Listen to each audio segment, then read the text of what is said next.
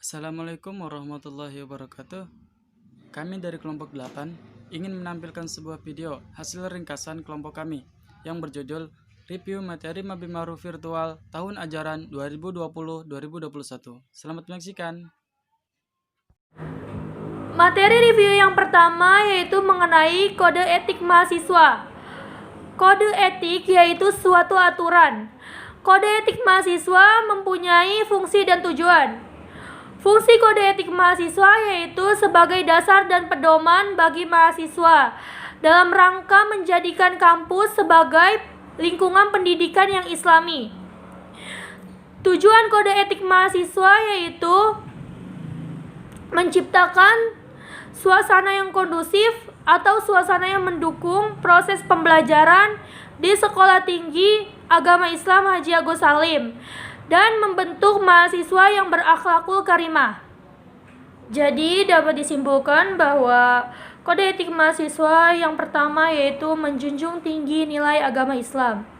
Yang kedua, menanamkan sikap akhlakul karimah, akhlak yang mulia. Yang ketiga, terciptanya lingkungan kampus dalam keadaan kondusif. Dan yang keempat, menjaga nama baik kampus. Saya akan mereview webinar series dengan materi Tridharma Perguruan Tinggi. Setiap perguruan tinggi pasti memiliki Tridharma. Secara umum, Tridharma Perguruan Tinggi merupakan salah satu tujuan yang harus dicapai dan dilakukan oleh setiap perguruan tinggi di Indonesia. Perguruan tinggi selayaknya melahirkan para pemuda atau orang-orang terpelajar yang memiliki semangat yang tinggi, pemikiran yang kreatif, mandiri, inovatif agar dapat membangun bangsa di berbagai sektor sesuai dengan kemampuan yang dimilikinya. Bismillahirrahmanirrahim. Tridharma perguruan tinggi itu ada 3. Yang pertama ialah pendidikan dan pengajaran. Yang kedua penelitian, dan yang ketiga ialah pengabdian pada masyarakat. Yang pertama, pendidikan dan pengajaran. Pendidikan dan pengajaran sangat penting dalam proses pembelajaran pada institusi pendidikan manapun. Di Indonesia sendiri, Undang-Undang Pendidikan menjelaskan tentang arti dari pendidikan tersebut. Pendidikan adalah suatu proses sadar dan terencana untuk mewujudkan suasana belajar dan pembelajaran agar peserta didik mampu aktif mengembangkan potensi dirinya untuk memiliki kekuatan spiritual keagamaan, pengendalian diri, kepribadian, kecerdasan, akhlak mulia, dan keterampilan yang dibutuhkan dirinya baik di masyarakat maupun bangsa dan negara. Nah, apa yang dimaksud dengan kekuatan spiritual keagamaan? Kekuatan spiritual keagamaan ialah suatu pendidikan yang bertujuan untuk mendekatkan diri kepada Allah Subhanahu wa taala dan meningkatkan keimanan serta meningkatkan keistiqomahan kita dalam menjalankan amar ma'ruf nahi munkar. Sedangkan untuk pengendalian diri ialah kemampuan seseorang dalam mengendalikan perilaku untuk mencapai suatu tujuan tertentu. Seseorang yang memiliki pengendalian diri, maka dia akan sangat paham dengan setiap konsekuensi dari apa yang akan ia lakukan. Nah, ada lagi tujuan dari pendidikan yaitu membentuk kepribadian. Kepribadian ialah ciri-ciri yang menonjol pada diri seseorang. Seperti contohnya, ada orang yang berkepribadian pemalu dan lain sebagainya.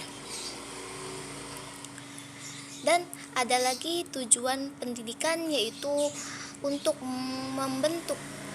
meningkatkan kecerdasan, untuk membentuk akhlak yang mulia dan keterampilan yang memadai bagi dirinya sendiri nanti di masyarakat ataupun di bangsa dan negaranya. Saya akan menjelaskan sedikit dari poin kedua Tridharma Perguruan Tinggi, yaitu penelitian dan pengembangan. Nah, biasanya mahasiswa dan kultur kampus yang berbasis pada penelitian dan pengembangan akan menghasilkan sumber daya manusia yang jauh lebih kritis, kreatif, dan inovatif. Dan bisa berkarir walaupun bukan pada bidangnya. Nah, biasanya dengan melakukan penelitian dan pengembangan tentunya akan berdampak positif bagi ekonomi, pendidikan, sosial, dan sektor-sektor lainnya di masyarakat.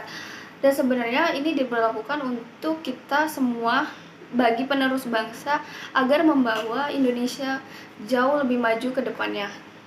Ketiga, pengabdian kepada masyarakat.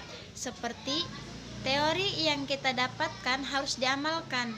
Jadi, sebisa mungkin teori atau pengetahuan baik dari guru ataupun kalangan masyarakat, semisalnya itu baik, maka amalkanlah, karena ilmu yang diamalkan insya Allah bermanfaat. Kedua, menjadi tempat bertanya. Jadi, dimanapun kita berada, jangan sungkan untuk bertanya. Karena apa? Karena kalau orang tidak mau bertanya, maka akan sesat di jalan. Baik, di sini saya akan menerangkan nilai-nilai Pancasila. Pada sila pertama yang berbunyi ketuhanan yang Maha Esa. Nilai-nilai yang terkandung adalah percaya akan adanya Tuhan yang Maha Esa serta menjalankan perintah dan menjauhi larangannya sesuai dengan kepercayaannya masing-masing. Saling menghormati pemeluk agama lain.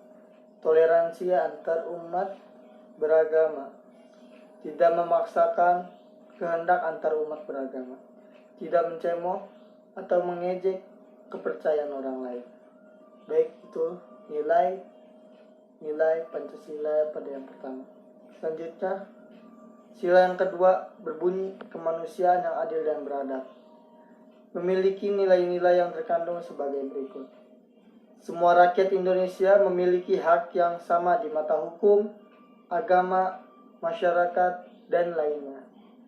Tidak ada perbedaan antar ras serta dengan yang lainnya antar sesama rakyat Indonesia. Sikap tanggung, rasa dan saling tolong-menolong harus diutamakan. Nilai kemanusiaan antar rakyat Indonesia harus dijunjung tinggi. Saling menghargai pendapat masing-masing. Dalam nilai-nilai Pancasila yang ketiga, yaitu persatuan Indonesia, di antaranya terdapat nilai-nilai yang ada dalam kehidupan sehari-hari. Yang pertama, menggunakan bahasa Indonesia sebagai bahasa pemersatu antar bangsa. Yang kedua, mengharumkan nama bangsa Indonesia. Yang ketiga, cinta tanah air Indonesia. Yang keempat, mengutamakan persatuan dan kesatuan di atas kepentingan pribadi. Yang kelima, berjiwa patriotisme dimanapun berada. Sila keempat berbunyi kerakyatan yang dipimpin oleh hikmat, kebijaksanaan dalam permusyawaratan perwakilan. Di antaranya adalah pemimpin bangsa Indonesia harus bijaksana, kekeluargaan yang paling diutamakan, kedaulatan bangsa ada di tangan rakyat, kebijaksanaan dalam mengambil solusi, keputusan yang diambil harus berdasarkan musyawarah dan mendapatkan kesepakatan bersama. Selanjutnya, tidak memaksakan kehendak orang lain. Pancasila yang terakhir berbunyi keadilan sosial bagi seluruh rakyat Indonesia. Ini memuat nilai-nilai sebagai berikut. Perilaku yang adil harus diterapkan baik di bidang ekonomi, sosial, dan politik. Hak dan kewajiban setiap orang harus dihormati. Perwujudan keadilan sosial bagi bangsa Indonesia. Tujuan rakyat Indonesia yang adil dan makmur, mendukung kemajuan dan pembangunan negara Indonesia.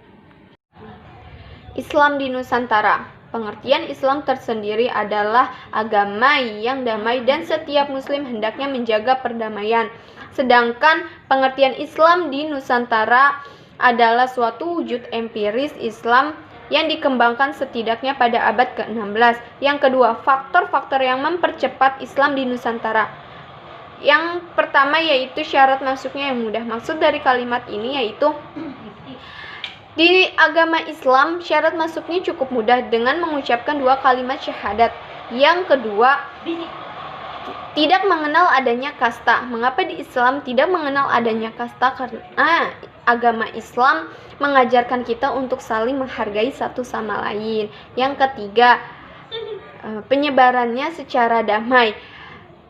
Islam melakukan penyebaran dengan secara damai sesuai dengan adat atau tradisi dari daerah tersendiri dan tidak melakukan pemaksaan.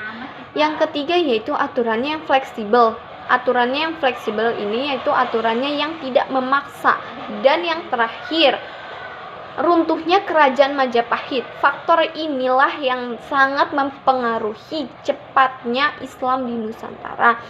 Karena dengan faktor runtuhnya kerajaan Majapahit, Islam jadi semakin banyak dan dari sinilah mayoritas Islam lebih banyak. Proses penyebaran Islam di Indonesia secara damai dilakukan dalam beberapa cara, diantaranya menikah, pendidikan, kesenian, dakwah, dan tasawuf. Secara Islam Nusantara, Islam dipercaya tiba di Indonesia langsung dari Timur Tengah melalui jasa para pedagang Arab Muslim sekitar abad ke-7. Teori Persia, Islam tiba di Indonesia melalui peran para pedagang asal Persia yang dalam perjalanan singgah ke Gujarat sebelum Nusantara sekitar abad ke-13 Masehi. Sekian penampilan video dari kelompok kami. Terima kasih telah menyaksikan. Akhirul kalam. Wassalamualaikum warahmatullahi wabarakatuh.